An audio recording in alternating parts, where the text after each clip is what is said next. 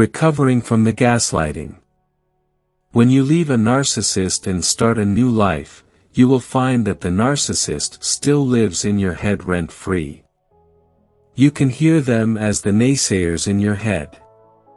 You can see them actively stopping you from believing in yourself again. When this happens, do not feel disheartened. This is nothing but the dysfunction of your inner critic. Your inner critic is who wakes you up in time every morning, gives you the natural impulse to complete tasks in time and help you finish up things that are important. You need this part of you. But when you grow up in a dysfunctional home, this part of you starts to fall apart. The real secret to healing from this gaslighting is to feel your way through this. When you feel your way through it is when you are coming in touch with your nervous system and your subconscious mind. This is what is at the core of healing.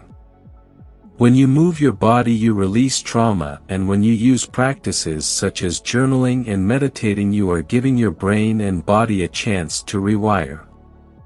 When you sit with the awful feeling of having been gaslit and having believed so many lies about yourself is when you start to heal from it. Any residual feelings from this hurt can be processed by sitting with the pain. After you sit with the pain, the messages that you send to your subconscious mind has to be done through feeling. This can be done by listening to acoustic/instrumental music when doing exercise or yoga. I use a website called Chosic to listen to a range of tracks from many genres. I find that this changes my feeling state quite effectively. Then I use journaling to write about the gaslighting and how it affected me. Then I write about what the truth really is and how much damage has been caused by the lies. Then I write what the reality is and affirm the truth about myself. I repeat these affirmations to help me believe in myself better.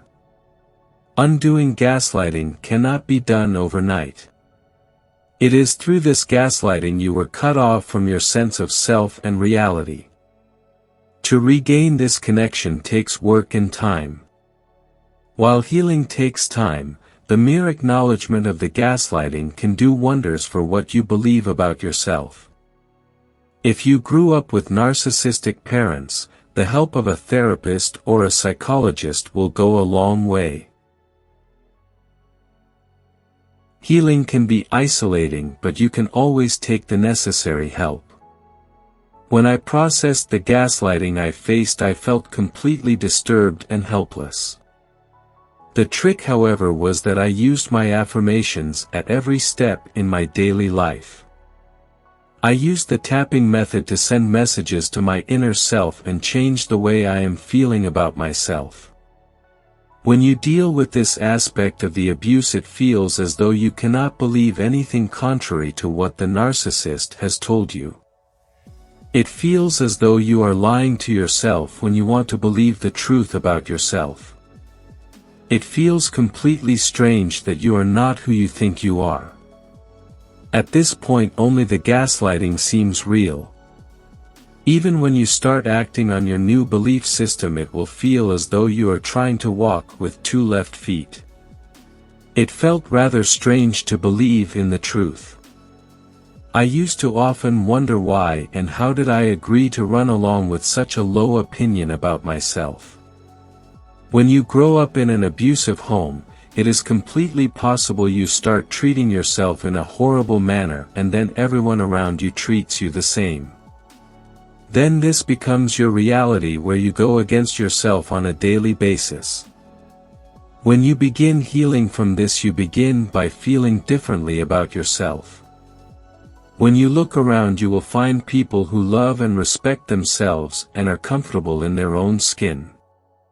While you do not have to imitate them, you can always try to embody some of their qualities. If you were to embody their feelings of self-respect and boundary maintenance, what would that look like for you personally? Self-introspection and being able to see yourself from a third person's perspective when interacting with the world can bring about a significant shift in your self-awareness. Embodying qualities such as feeling comfortable in your own skin, feeling like you can be your authentic self are what truly bring in the feelings of well-being. While you may not find all of these new qualities in one person, you can find that one quality in every person and find a way to embody that and merge it with your personality. When healing, it is not the question of how hard you work, but how much of the quality of well-being you bring into your life.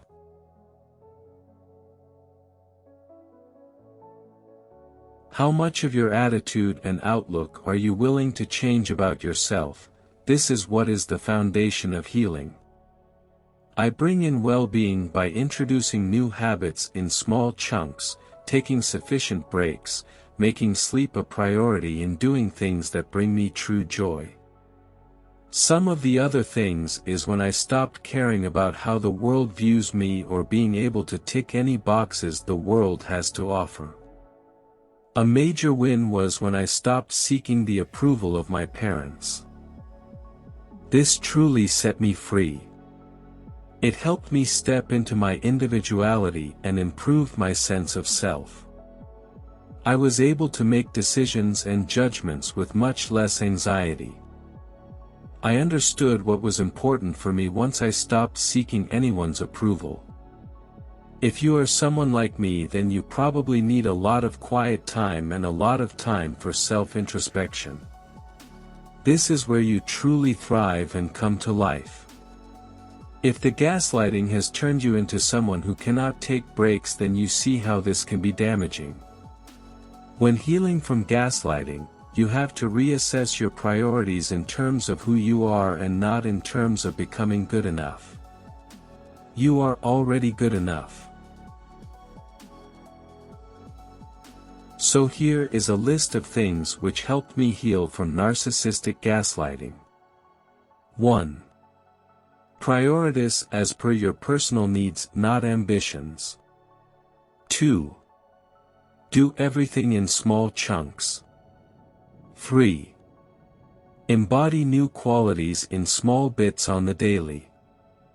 Write down what qualities these are and practice feeling them. Feeling them can be hard at first, but you will eventually get it. 4. Practice believing better about yourself again in small chunks and talk to yourself about this often. 5. Have enough quiet time and time for self-reflection. 6. Time by yourself can be used for reprogramming your subconscious mind in small bits and pieces. 7. Stop seeking the approval of anyone but yourself. 8. Improve your knowledge about yourself by being able to look at yourself from a third person's perspective without judgment. Practice this enough times before you try to understand your own feelings and emotions. 9. Reminding yourself you are already good enough. Self-worth is innate and this should never change. 10. Using movement, breath, tapping, meditation and journaling to send messages to your feeling state and your subconscious mind. 11. Infusing a sense of well-being in your daily life to keep your inner critic at bay. Remember that inner boundaries are as important as outer boundaries. Gaslighting changes your view of the world and yourself. To regain a balanced view once again comes with the constant messaging you send to yourself on a moment-to-moment basis. If you truly care about your well-being, then it is important to trust the process instead of measuring outcomes.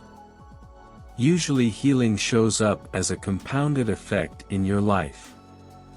It is subtle, but it is happening. You have to have your faith in place and never give up. Thanks for watching.